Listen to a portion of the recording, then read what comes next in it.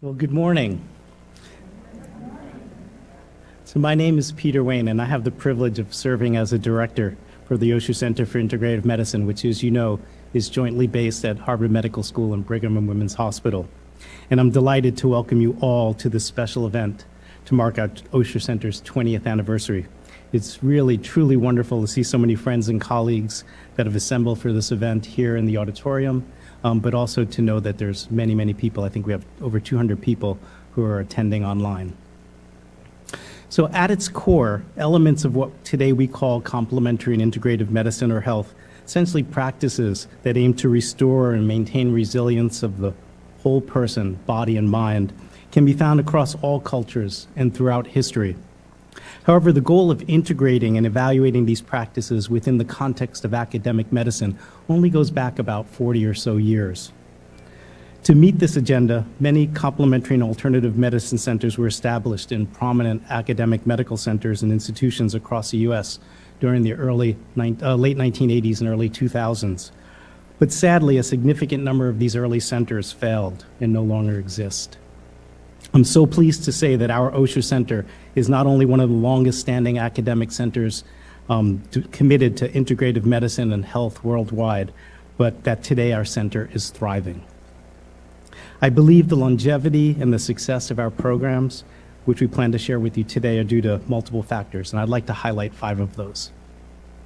First and foremost, we benefited from the remarkable generosity and vision of Mr. and Mrs. Bernard and Barbara Osher and the Osher Foundation.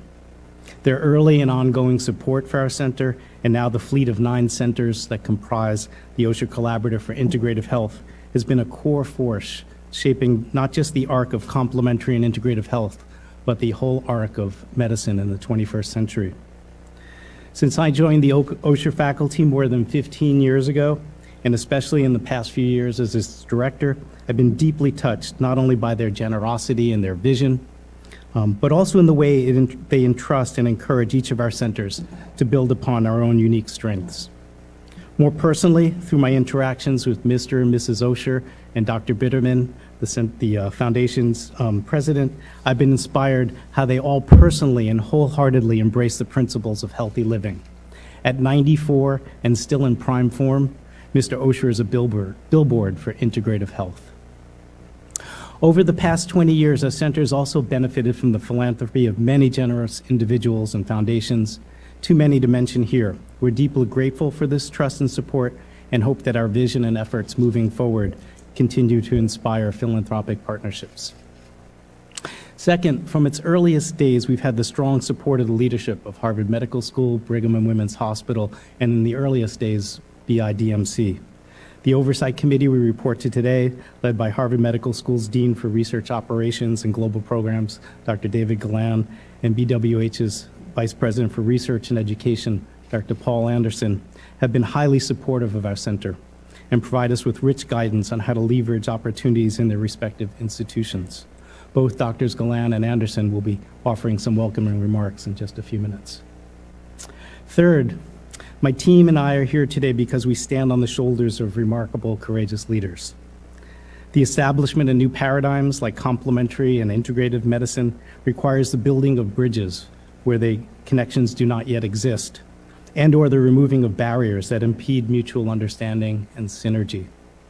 Both these processes require not only wisdom and hard work, but courage.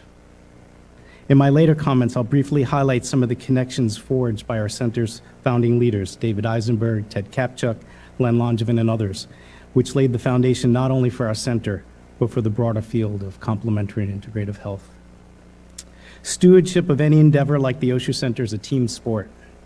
It requires multiple types of experts working together. 2 essential members of our Osher's early leadership team that will be sharing some reflections with you today are Dr. Don Levy and Julie Burring, our respective founding medical and research directors. Both are incredibly wise and generous people, and to this day have remained tirelessly committed to the success of our center. I'm personally lucky to be able to call them both dear friends and mentors. Fourth, like myself, all members of our current leadership team have academically grown up within our Osher program. I feel blessed to be working alongside such a bright and committed set of colleagues, Key members of our leadership team you're going to hear from today include one of our research directors, Dr. Gloria Ye, our education director, Dr. Darshan Mehta, and our associate clinical director, Dr. Matthew Kowalski. And fifth, since 2011, the Osher Center has been structured as a center without walls, with a mission of catalyzing synergy and collaboration across all Harvard Medical School programs committed to integrative medicine.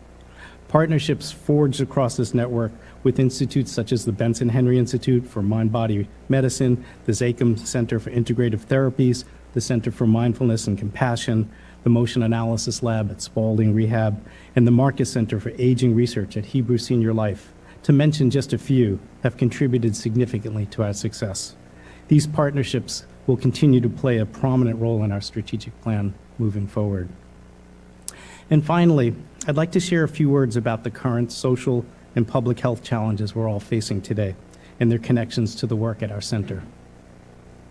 My transition into my new position has taken place during very unsettling times that included the COVID-19 pandemic, numerous race-related atrocities, and an alarming number of large-scale natural disasters that are likely attributed to human-caused climate change.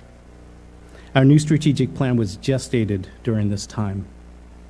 This instigated many discussions in our planning process regarding how our new strategic plan could best address and align with these broader concerns.